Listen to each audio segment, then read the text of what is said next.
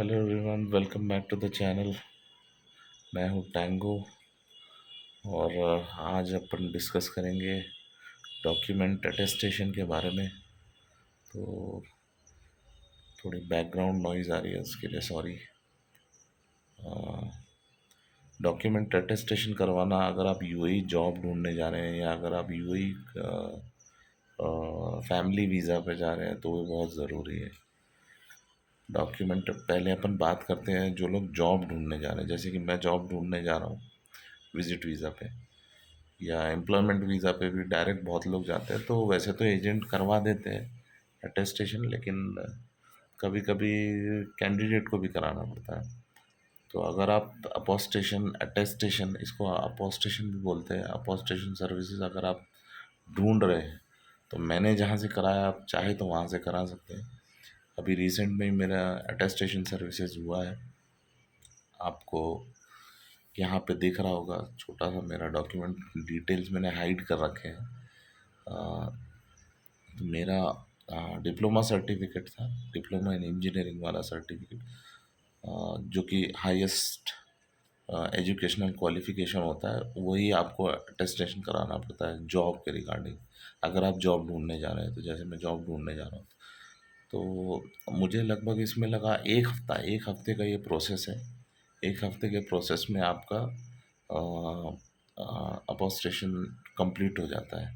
मैंने एजेंट के थ्रू कराया है। एजेंट का नाम है एंडेवर्स टीटीएस। डिस्प्ले में उनका नाम शो हो रहा होगा और कांटेक्ट भी शो हो रहा होगा।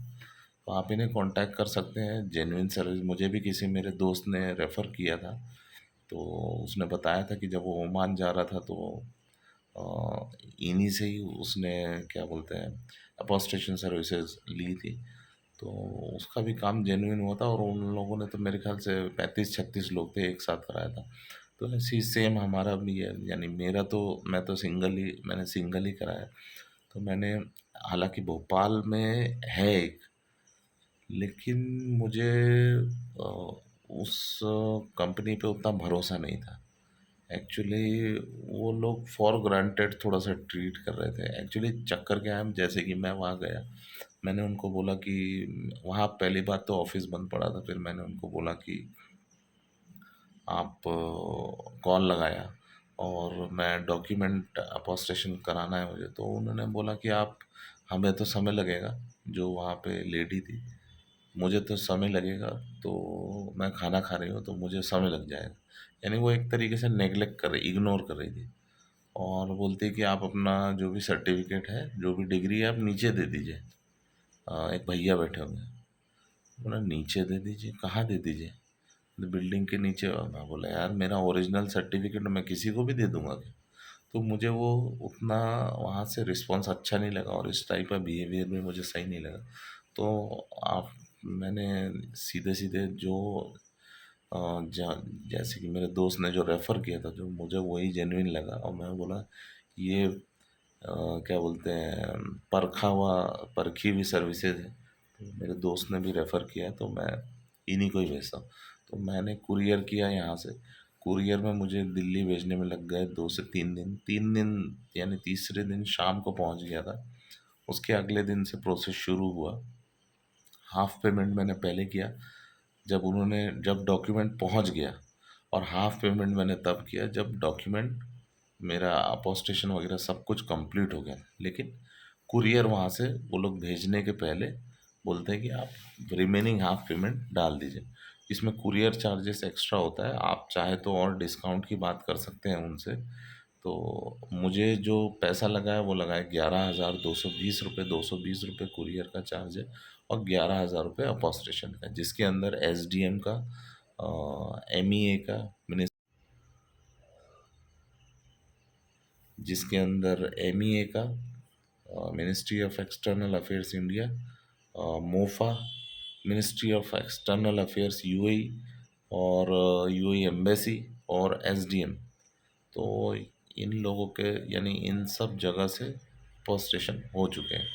आपको कुछ नहीं करना, आपको बस पे करना है और डॉक्यूमेंट भेजने हैं। अपना डॉक्यूमेंट सेफली पैक कीजिए और दिल्ली भेज दीजिए। और फिर उसके बाद यानी 3 दिन ये और 3 दिन कुरियर का दिन छोड़ के 1 हफ्ते के अंदर आपका ये कंप्लीट हो जाता है। ये ज़रूरी इसलिए भी है यहीं से करा के जाना, क्योंकि आप वहाँ से कराएंगे तो आपको हो सकता है डबल चार्ज पड़े, हो सकता नहीं है। जो मैंने और वीडियोस में सुना है और मैंने जो रिसर्च किया है उसमें मुझे मालूम चला है कि वहाँ से जब कराने अपन डॉक्यूमेंट के लिए ट्राई करते हैं तो वो लोग फिर यहाँ इंडिया भेजते हैं कुरियर से और फिर वहाँ, तो ऑब्वियस सी बात है चार्जेस तो आपको ज़्यादा लगेंगे, तो आप सब कुछ यहीं से तैयारी करके जाइए, ज़्यादा अच्छा है। कुछ लोग अब फैमिली वीज़ा पे भी जाते हैं, फैमिली वीज़ा की बात कर लेते हैं। तो फैमिली वीज़ा पे जब जाते हैं, जैसे जैसे किसी की वाइफ जा रही है तो मैरिज सर्टिफिकेट होना बहुत ज़रूरी है। तो मैरिज सर्टिफिकेट भी अटेस्ट होता है, तो उसके लिए भी क्या बोलते हैं आपको यही यूएई एम्बेसी, एमईए, इन सब से सर्टिफिकेशन यानी अटेस्टेशन करवाना पड़ेगा। तो अटेस्टेशन अगर आप चाहते हैं यानी अ, आप चाहते हैं जेन्युइन जगह से हो जाए और कोई हैसल फ्री रहे, कोई दिक्कत ना हो आपको, तो आप इनसे करा सकते हैं, बेझिझक करवा सकते हैं और बहुत बढ़िया सर्विसेज है। मेरा काम तो बहुत आसानी से हो गया और मुझे ज़्यादा हेडेक नहीं हुआ कि भाई मेरा डॉक्यूमेंट कहाँ है, मुझे ये दो, मुझे वो दो। मेरे को कुछ करने की ज़रूरत नहीं पड़ी। मैंने मुश्किल से एक बार उनसे बीच में अपडेट लिया था कि, तो उन्होंने मुझे अपडेट भेज दिया था, उसके बाद से तो मुझे कोई अपडेट लेने की ज़रूरत नहीं पड़ी और मेरा काम हो गया। तो डॉक्यूमेंट अटेस्टेशन यहीं से करवा के जाइए और लगे तो इन्हीं से करवाइए। ये मैं रेफ़र कर सकता हूँ क्योंकि मेरा काम अच्छे से हुआ है, तो जो जेन्युइन है मैं वो उसी को ही रेफ़र करूँगा। तो ठीक है, ये था डॉक्यूमेंट अटेस्टेशंस के रिलेटेड आज का व्लॉग। तो मिलता हूँ एक और नए व्लॉग में, तब तक के लिए good bye, take care, stay safe and जय हिंद।